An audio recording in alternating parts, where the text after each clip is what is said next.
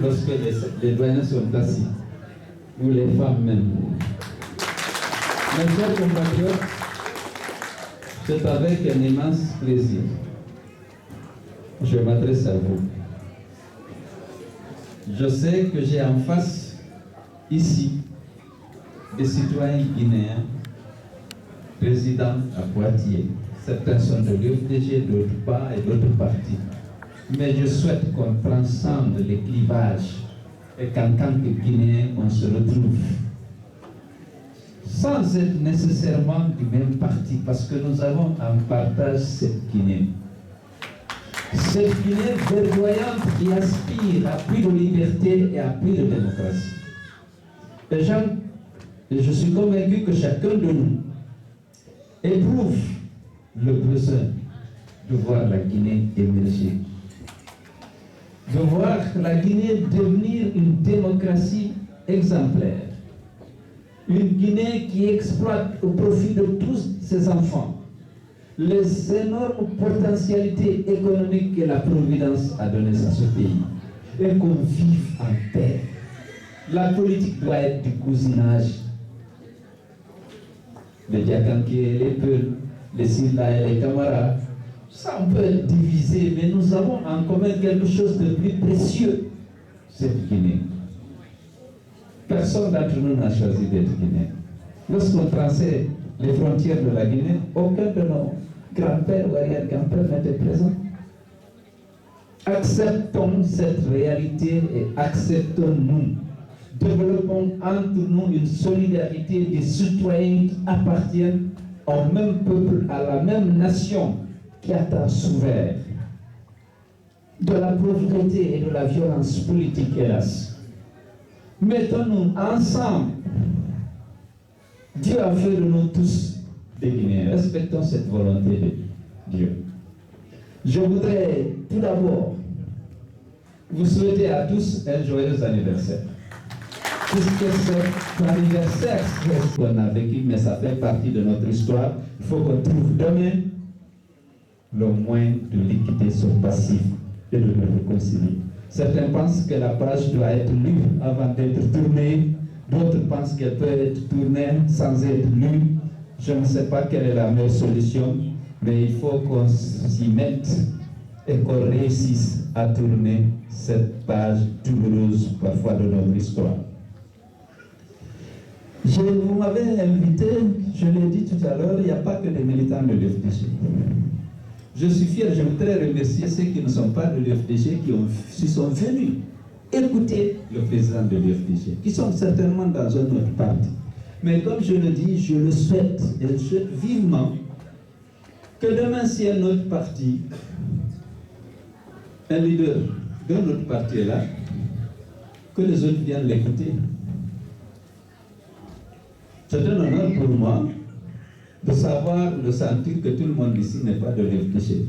Mais vous m'avez fait l'honneur de venir ici m'écouter parce que vous considérez que je suis votre compatriote et qu'on est après tout unis par un lien périssable, celle d'appartenir au même pays et pour toujours. Donc je voudrais en particulier féliciter le docteur Sidibé, le parrain, féliciter la marraine Madame Fofana, et surtout féliciter le président et le bureau des ressortissants guinéens à Poitiers, à l'occasion de la prise du pouvoir. Qu'est-ce que dans la pratique, le comportement était tout différent. Quelques mois avant, ils prennent un acte administratif pour dire que la liberté de manifestation dans les rues et sur les places publiques est suspendue jusqu'à la fin de la transition ou jusqu'à la fin de l'ouverture des campagnes. Que les citoyens guinéens n'ont plus le droit de manifester dans les rues et sur les places publiques. C'était contraire à la charte. Dans un pays où la justice est indépendante, on aurait pu introduire un recours. Parce qu'un acte administratif ne peut pas suspendre une liberté donnée par la Constitution, la loi fondamentale. En l'occurrence ici, la charte. Et tous ceux qui ont essayé de manifester ont été réprimés dans le sang. Il y a des centaines de blessés, au moins 5 morts abattus froidement. Alors qu'ils tentaient de manifester, tantôt pour les coupures intempestives d'électricité, tantôt pour la cherté de la vie, et tantôt à l'appel des forces vives ou l'intercoalition contre les dérives de la junte, la violation justement des dispositions de la charte. Ces jeunes qui sont morts, dont beaucoup sortaient même par enthousiasme, ils avaient moins de 15 ans, la plupart moins de 20 ans. Ils ont été abattus froidement. Jamais une enquête n'a été diligentée. Jamais pour savoir qui a fait. Les droits, le premier droit de l'homme, c'est le droit à la vie. Et ils avaient dit que nul ne mourrait pour rien. Donc ça, c'était déjà une violation de la charte. Le fait d'interdire et de tuer ou de blesser par balle des gens qui tentaient d'exercer un droit reconnu par la charte de la transition et par les engagements internationaux de la Guinée. Et vous savez qu'à cet égard, on a un bilan de 55 jeunes abattus. Tu veux que tu penses que je suis long? Ok. Pour des convictions. Nous voulons que notre pays au plus haut. Vous savez, aujourd'hui, l'or, c'est où? Je vais pouvoir prendre des questions. S'il y en a, parce que il faut que ce soit un dialogue. J'ai beaucoup de choses à dire, j'ai vécu beaucoup de choses. J'ai beaucoup de projets pour la Guinée, mais je ne suis pas là pour faire aussi la promotion de l'UFDG. Je suis là pour m'entretenir avec des compatriotes qui ne sont pas nécessairement de l'UFDG. Et je souhaite respecter, donc si mes prédécesseurs qui sont tous de l'UFDG ont offensé certains qui ne sont pas là en tant qu'UFDG, bon, naturellement, on présente les excuses pour eux. On est les militants du parti, ils font preuve du zèle parfois, mais nous savons que nous nous adressons à la communauté guinéenne de Poitiers, qui comporte certes beaucoup de militants de l'UFDG, mais d'autres ont fait d'autres choix. Nous respectons leurs choix. Nous sommes là parce que nous sommes tous de Guinéens.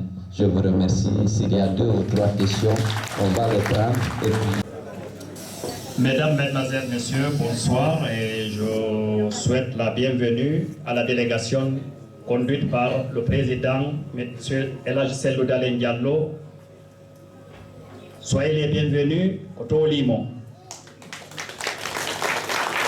Je m'appelle Baldé El Amadou, guinéen, originaire de Kankalabé. J'habite à Poitiers depuis 25 ans. Et j'ai suivi tous les événements qui se passent en Guinée. Tous les matins avant de sortir, je lis quelques journaux. Mais j'ai une petite question, comme le temps ne le permet pas. C'est en ce qui concerne les événements du 28 septembre. Le jugement qu'il y a eu. À mon fort étonnement, personnellement, je n'ai pas entendu les grands leaders de tous bords, je dis bien les grands leaders, parler et qui insistent pour les enquêtes, pour découvrir les charniers. Parce que il n'y a personne en Guinée qui n'a pas perdu quelque chose. Tout le monde a perdu un parent, un proche, un ami. Tout le monde sait qu'il y a eu plus de 350 disparus, mais on n'a jamais retrouvé et que les familles ne peuvent pas faire leur deuil. Puisque quand on dit que quelqu'un est mort, il faut le prouver soit par un acte, comment dirais-je, médical, ou des témoins. Mais il n'y a pas de témoins, il n'y a pas d'acte délivré par les médecins qui prouvent que les gens-là sont morts. On nous a bluffé partout dans les réseaux sociaux. Je nomme personne. Moi, je connais, j'ai des enquêtes. Moi, je suis enquêteur international ou ceci, cela. Et qu'il y a des charniers à côté de l'aéroport, il y a des charniers en forêt, il y a des charniers ainsi par-ci, par-là. Mais personne de vous n'a prononcé quelque chose qui insiste pour qu'il y ait une commission afin de poursuivre les enquêtes pour qu'on découvre, pour que les familles puissent faire leur deuil. Moi, c'est mon inquiétude, puisque plus de 350 disparus, aucun membre de leur famille ne peut faire leur deuil, et pour moi, c'est un peu écœurant. Merci. C'est Ahmed Tidiane, je suis le porte-parole de l'association des Niort. Niort, pour les gens qui ne connaissent pas Niort, c'est une ville située à 45 km des Poitiers. On est tous des frères et sœurs, je suis fier d'être là aujourd'hui. En ma présence et en ma personne, je ne suis pas vraiment l'adhérent des IFDG. Mais aujourd'hui, je suis venu ici pour voir et écouter le discours de M. Selou, pour savoir qu'est-ce que M. Selou a nous proposé pour notre beau pays qui est la Guinée. Moi, j'ai une simple question. Pensez-vous votre liste à distance peut vous mener au pouvoir? Merci. Bonsoir tout le monde. Excellent Monsieur le Président. Je m'appelle Kamara Aminata. Je suis étudiante à l'Université de Poitiers à la faculté de droit. Je suis en master de collectivité territoriale, parcours, droit de l'aide et de l'action sociale. Alors j'aurais une toute petite question à vous poser. On sait tous que la Guinée souffre d'un phénomène qu'on appelle l'ethnocentrisme et le communautarisme. D'ailleurs, les partis politiques sont conçus à base de ce communautarisme. Et du coup, dans votre plan de politique sociale, qu'est-ce que vous envisagez de mettre en place pour pallier à ce phénomène? Encouragez-vous l'alliance sociale pour pallier à l'ethnocentrisme? Merci. Que c'est celle de M. Baldé de Kankalabé. Sur les charniers et le manque d'intérêt, si vous voulez, des leaders politiques pour revendiquer, exiger que des enquêtes soient menées pour identifier les chantiers, les charniers et peut-être ceux qui sont les victimes qui s'y trouvent. Effectivement, sans qu'il y ait unanimité sur les chiffres, il y a eu beaucoup de disparus. Il y en a qui disent qu'il y en a 100, d'autres un peu plus. Mais le chiffre c'est une centaine de disparus. Et effectivement, vous savez, le procès, le fait qu'il ait lieu, c'est une chose. Lorsqu'on a pu confronter à la télévision les présumés bourreaux et les coupables, c'était une première parce que c'est des gens qui agissaient au nom de l'État, de toute façon, des membres des forces de défense et de sécurité ou des milices supposées être recrutées par des gens qui étaient dans tous les cas au pouvoir. Mais il y a beaucoup de zones d'ombre dans ce procès. Moi, je n'ai pas pu témoigner parce que je n'étais pas en Guinée. On va me poser la question pourquoi vous n'y étiez pas et quand est-ce que vous rentrez. Je pourrais répondre à cette question. Peut-être même si elle n'est pas posée parce qu'elle préoccupe beaucoup, surtout peut-être les militants du FDG. C'est vrai, on n'a pas trop dénoncé les faiblesses du procès parce qu'il y en a plusieurs. Il y a celle-là d'abord qui était parce que moi j'ai perdu des gens proches. Il y a un jeune militant, quelques jours avant, qui était proche de moi, Abdraman Bahi, il est de Mamou. Il est venu me dire que il y a une âme, il y a de Sadaka. Je te donne ma vie. Il a disparu au stade. C'est très émouvant, je n'ose pas parler, trop penser à lui. J'ai été plusieurs fois dans sa famille pour présenter des condoléances.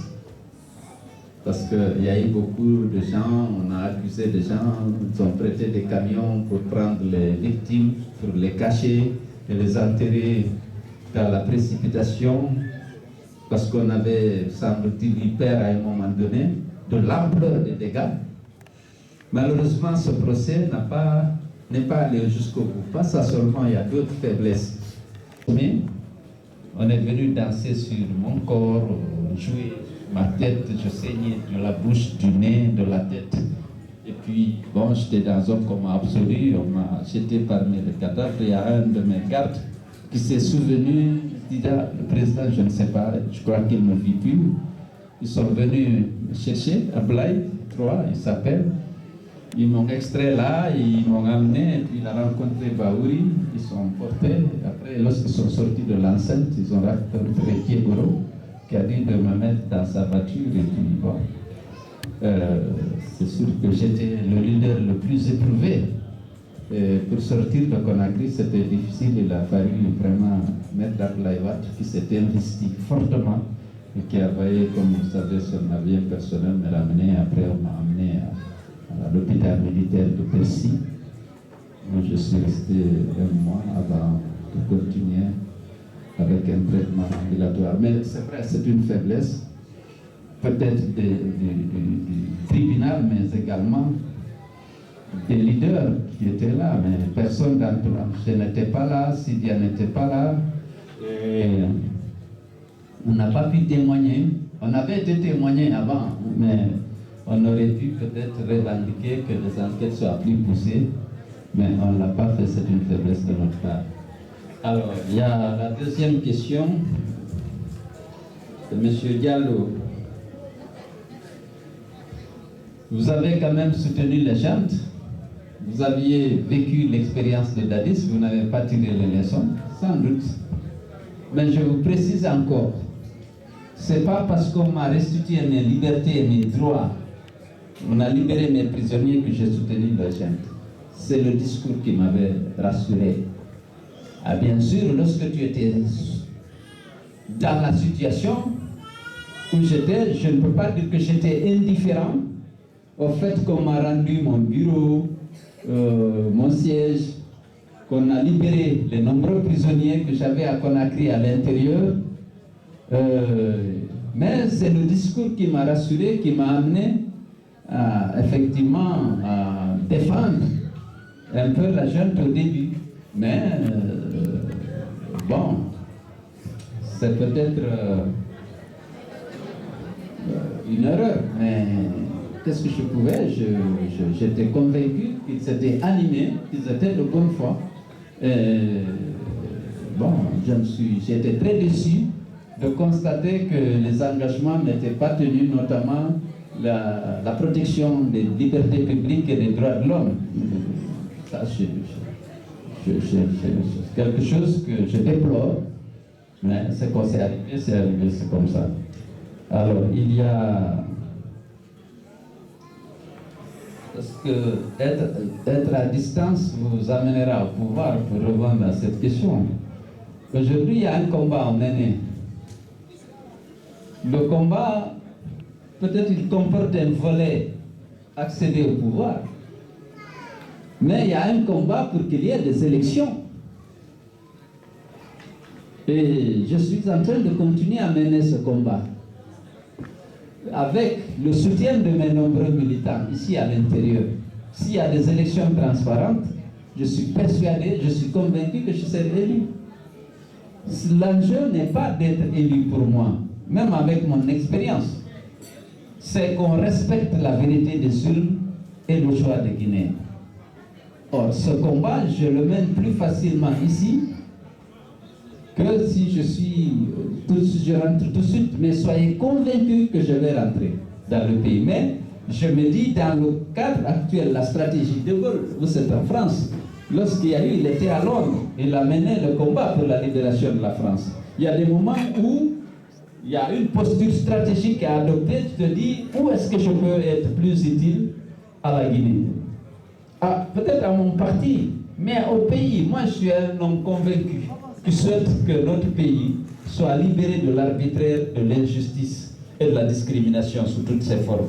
Parce qu'actuellement, dans le contexte actuel, compte tenu de tout, je peux être plus efficace pour ce combat à l'intérieur de la Guinée ou à l'extérieur.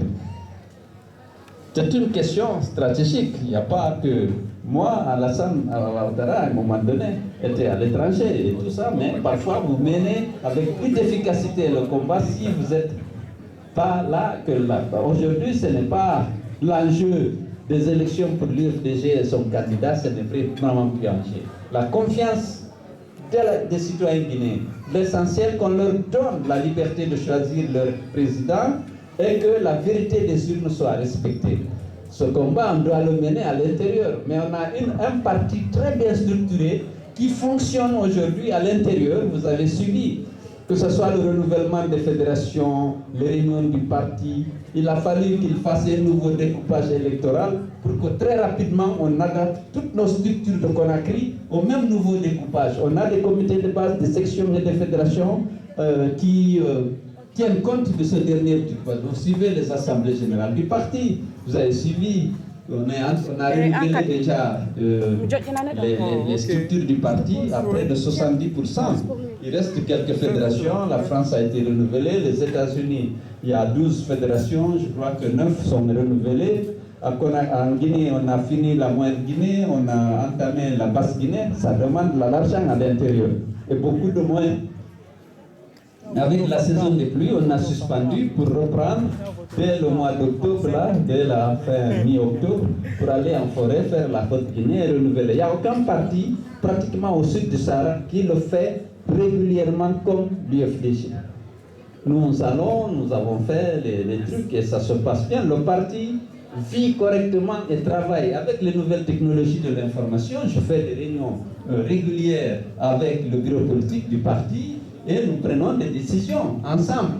Mais aujourd'hui, je viens des États-Unis, j'ai fait un meeting important, j'étais au département d'État, au Congrès, au ministère de la Défense, j'ai été à l'Institut des études stratégiques, j'ai été aux Nations Unies, j'ai rencontré les hauts responsables des institutions. Ce combat-là, même s'il est difficile au niveau de la communauté internationale, je continue de le mener. Je suis à Paris pour encore une semaine, je vais le continuer. Est-ce que je suis à l'intérieur? Je peux être aussi efficace, étant donné que le parti, avec ma présence ou sans ma présence, il est aussi efficace, parce qu'il y a des gens dévoués, loyaux, fidèles, mais avec lesquels on tient toutes les réunions et qui organisent les assemblées du parti. Aucun parti ne le fait comme l'UFDG. Et les missions à l'intérieur, vous les suivez, tout se passe très bien. Et mon absence physique ne gêne pas le fonctionnement du parti. Lorsqu'on aura fini de renouveler les structures du parti, à l'intérieur comme à l'extérieur, on sera fondé à convoquer un congrès. Et bien entendu, je pense que d'ici là, la lutte que nous sommes en train de mener ici et là aura porté. Je suis d'accord avec lui, avec vous, lorsque les manifestations sont interdites et réprimées dans le sang, comme c'est le cas actuellement, elles ne peuvent pas être efficaces. Mais ça aussi, on y réfléchit et nous tous. Merci bien. Alors, il reste Kay encore.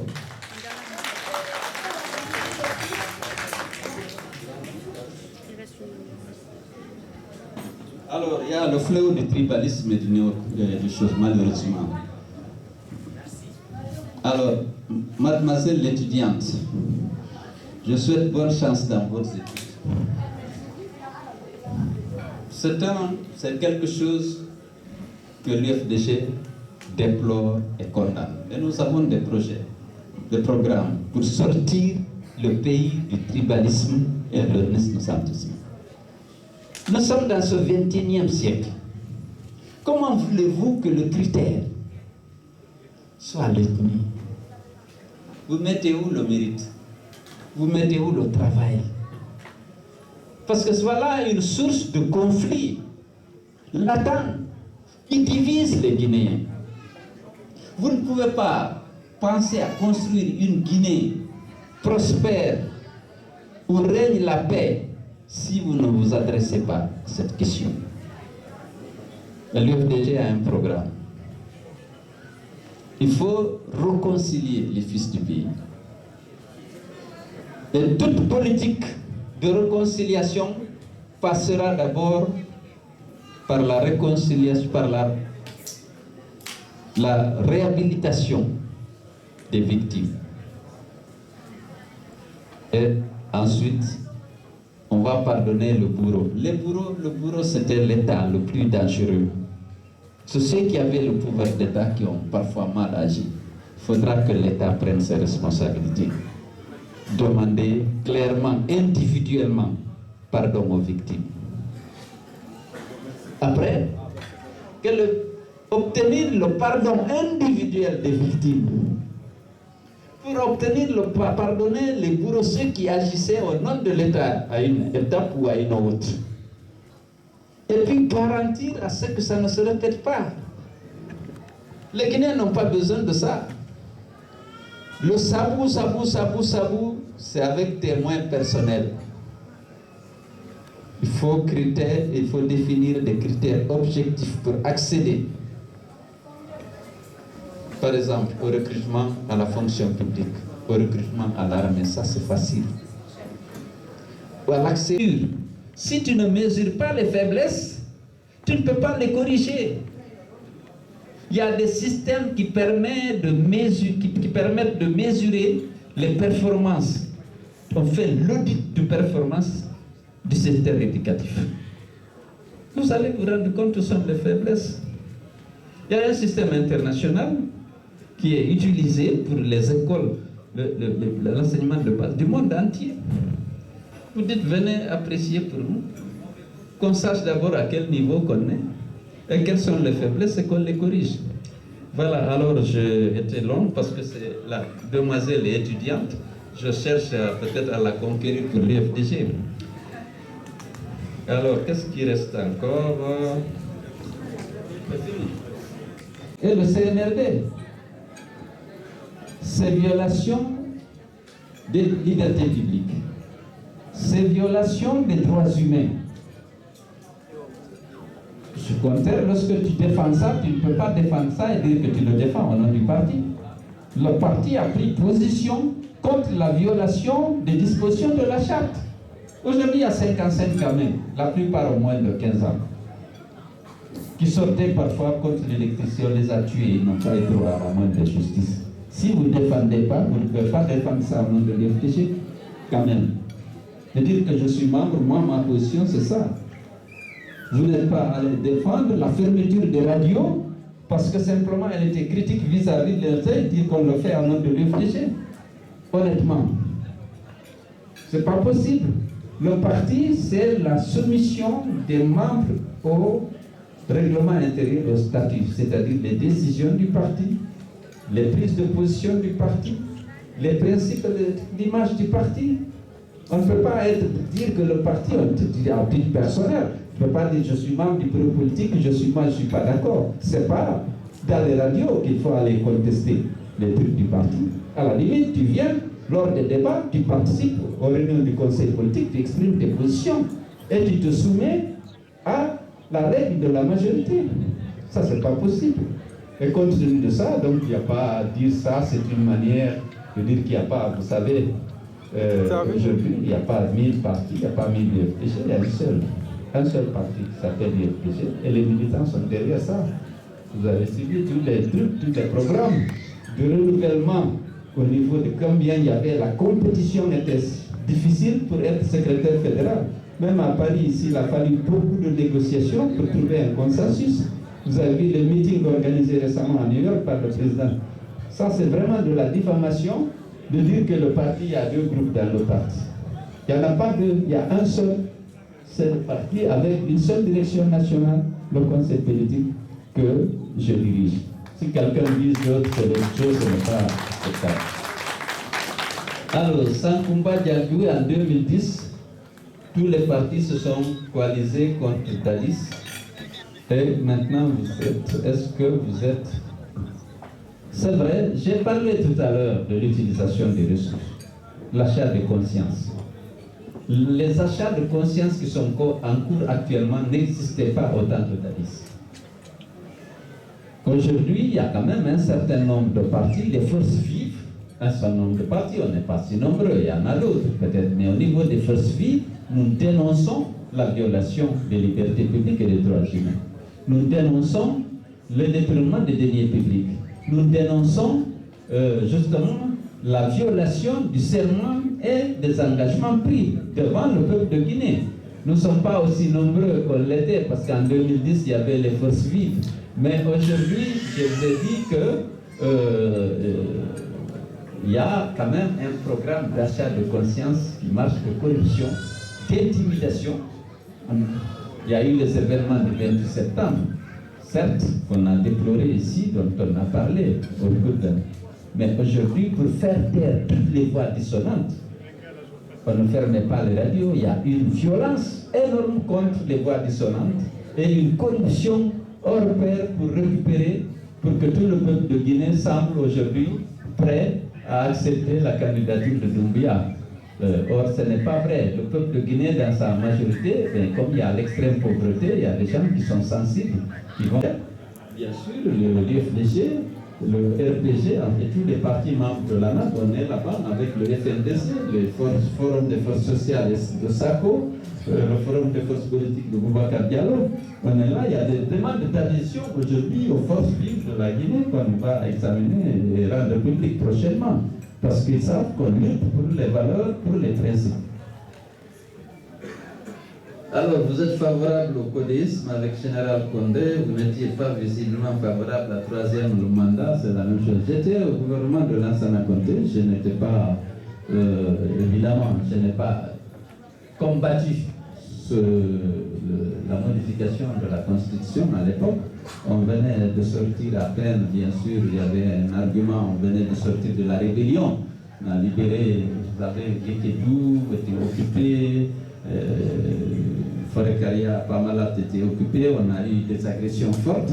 Et bon, on n'était pas fini avec les rébellions qui étaient encore à nos frontières. On avait estimé que le général Lansana Conté, qui était un militaire respecté dans l'armée, pouvait continuer à assurer l'intégrité du territoire, mais ça ne justifie pas qu'on ne respecte pas le serment, mais à l'époque, on l'a fait, c'est vrai, je suis d'accord. Alors, on gagne les élections sans accéder au pouvoir. Est-ce que c'est vrai, il y a eu des hold-up sans précédent 2010, 2020. Vous savez pourquoi? Qu'est-ce qu'on fait pour préserver, pour faire en sorte que la vérité des urnes soit respectée? Ça fait partie des autres combats.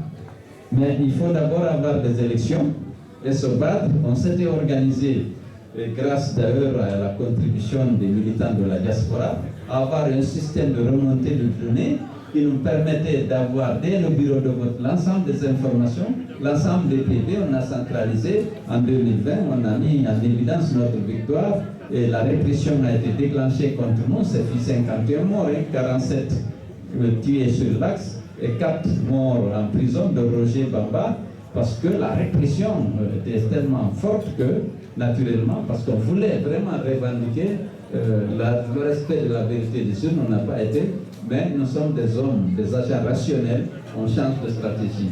Mais ce n'est pas le moment de dire ça pour nous. Madame Fofana, et surtout le président de l'association des Guinéens de Poitiers, pour nous avoir invités à cette réunion. Ce fut un immense plaisir pour nous d'échanger avec des compatriotes. On n'a pas toujours l'opportunité de se rencontrer. Encore une fois, cultiver la solidarité entre vous, Guinéens. Je sais qu'il y a des clivages de nature ethnique. La dame a raison. Essayez de briser ça. Vous appartenez au même pays. Lorsque la gouvernance est mauvaise, chaque région, chaque communauté paye.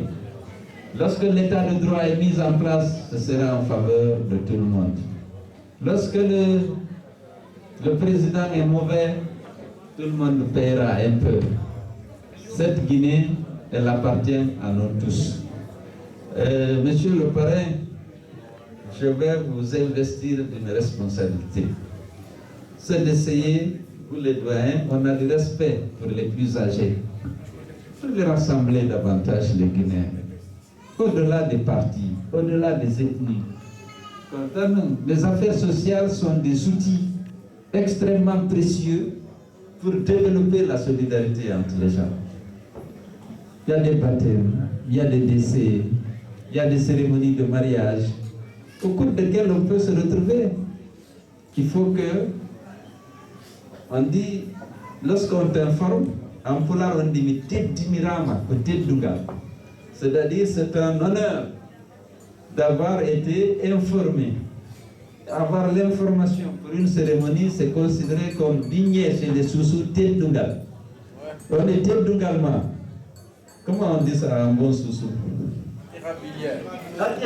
peut-être également. C'est du respect, de la considération. Et Amaleke, il a bougnalé aussi. C'est du respect de dire j'ai eu un enfant, il y a mon fils qui se marie. Voilà, comme il y a les ressortissants informés, nous avons donc Madame la marraine, peut-être également, elle a baigné. Il a bougnalé aussi, elle a marqué. C'est ça. Bounya, dans Soussou. Il a bigné, il a bougnalé aussi.